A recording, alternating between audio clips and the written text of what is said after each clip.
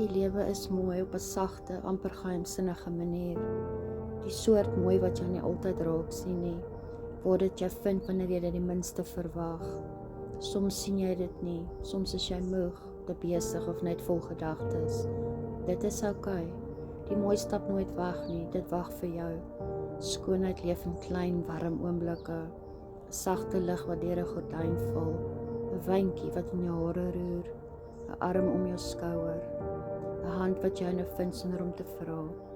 Dit is die oomblikke wanneer iemand fluister, ek is bly jy is hier. Wanneer jy 'n stem hoor wat jou onmiddellik laat opstaan.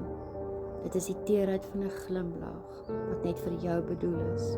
Die lewe praat met jou in fluisteringe, nie deur groot gebare nie, deur klein liefde, deur eenvoudige vrede.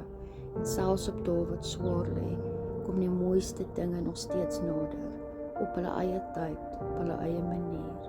'n Lied wat jou hart sag maak, 'n memory wat jou warm laat voel, sonsondergang wat jou asem wegvat, wanneer iemand jou sien, regtig sien. Die lewe is meer vol liefde as wat jy dink, vol sagtheid, vol rus, vol stukkies lig wat in jou rigting val met elke stap wat jy vat.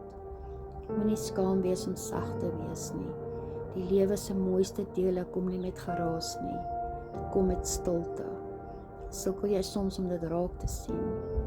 Onthou altyd, dit is naby, dag vir dag, bietjie vir bietjie, op die mooiste, sagste manier.